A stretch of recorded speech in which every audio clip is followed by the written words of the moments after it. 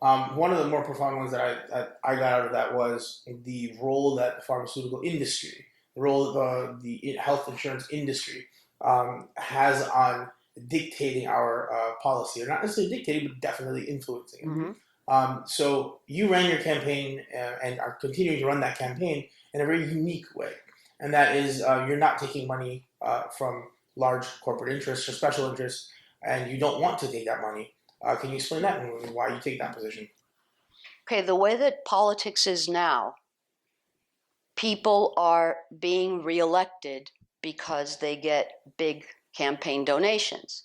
Now, if somebody's giving you $20,000, let's say, for example, the NRA, okay, just because that's something that's on a lot of people's minds now.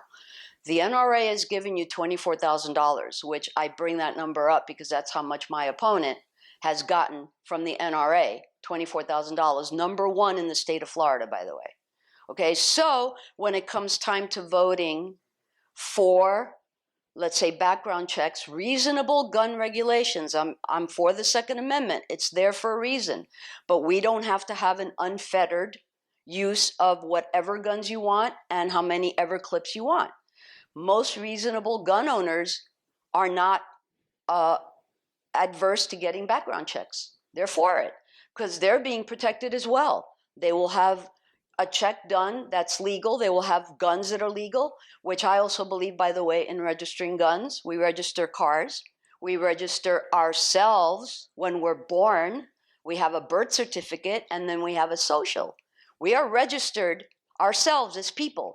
So why is it so difficult to understand that registering guns protects the law-abiding citizens actually more than the criminals? Because if you have a gun that's registered that belongs to you and it gets stolen, you can report it as stolen. So that protects you, just like you report your car stolen. It's registered, that protects you. If your kid gets kidnapped, you report that, God forbid, but you report it because your kid has identifying features. Right now, guns don't have those regulations.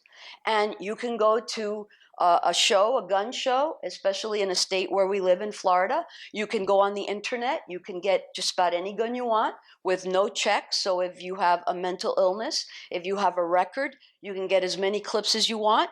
We can walk into Walmart right now and buy shotguns, and no one stops us. I found that really crazy growing up in New York City, where we have very strong gun control there.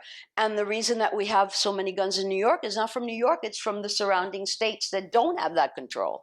So yes, it does have to be on a federal level. If it's a state level like we have now, people can bring guns like they bring cigarettes from North Carolina or whatever because they're cheaper. Okay, we have higher taxes here now, but when I first moved here, taxes were very low on cigarettes, for example. But now they're higher, but still if you go further north, you could get cheaper cigarettes and then you just bring them down here and there you go, sell them. So that's why we need to change the political system, and that's why I do not take special interest money, because then I listen to my constituents, to the people who voted for me and anyone who lives in the district, because they're the ones who want change.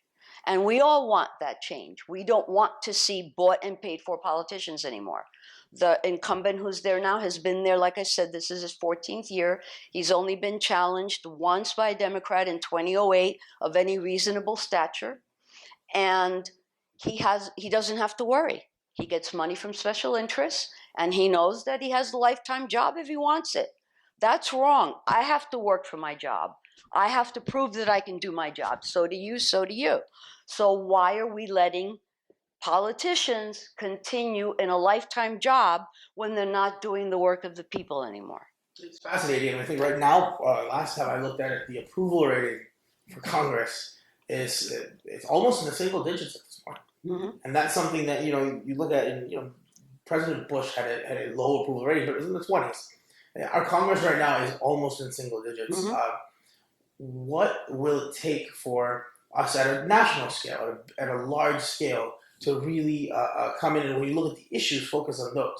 Because we see the campaign in 2016 for president, we've seen a lot of rhetoric, and that kind of just take over, or personality Mm-hmm. become the main issue, and we kind of forget to talk about policies. So how can we do that at a national level and kind of make our Congress accountable again? Okay. The interesting thing is that you did mention is that Congress has, I think it's about an 11% approval rating. But when you look at the primaries, 96% of the incumbents won their races. That makes no sense to me. How can you have such a low approval rating? If I did that at my job and my patients complained about me that much, I wouldn't have a job much longer. And I'm sure it's the same for most of the people who are listening to this. If you had enough complaints about you and enough people who are dissatisfied with your work, you wouldn't have that job much longer. So why is it that we keep reelecting people to Congress? Well, first of all, there's not enough competition. Second of all, the money that's in politics, which is why we need, one of my big issues is campaign finance reform.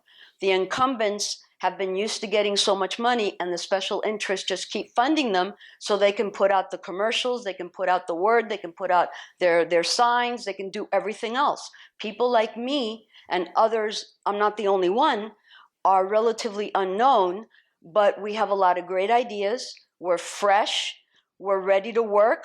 We want to put people over profits and country over party. That's what we all want to do. There's enough of us progressives who are running. And if we could get into Congress to help, hopefully, President Hillary, because the other alternative is unimaginable to me, and there would be no listening to Congress at all by that person, except for the Republican side, of course. But we need to take Congress. People forget that while the president is our commander in chief and our leader, Congress is where the laws are made. So in order for the president to sign a bill or sign a law, Congress has to pass it. And Congress has the last approval. Even if the president signs something or vetoes something, Congress can turn around and overturn the veto. So it's really all about Congress. Look at what happened to President Obama. He did not have a Congress, especially the last 4 years, that would work with him. If he said blue, they said red. If he said black, they said white. Just even if they said, the different thing before, they just went against him. Why? Because from the beginning, that was their goal. First, to make him a one-term president, and then to block him all the time. So we have to change Congress to work with the president, hopefully a Democratic president. We can hold the feet to the fire as progressives if they're not following the wishes of the people. But if it's a Republican president, if they have the presidency, the House, and the Senate, we're going to be lost as a nation. We're going to be lost. Just think of what Trump is saying. And then think of what the Republicans who are running now are saying. They're not really that far apart. I mean, honestly, they're not. So we have to change Congress. And that's why there's enough of us running. We need campaign finance reform, like I said. I don't want to talk about term limits because that's sort of still up in the air. But if we can get campaign finance reform, then that gives every single one of us who wants to run for Congress the opportunity to do so without having to cater to the special interests. My name is Dr. Alina Valdes, and I'm running for Congress, District 25.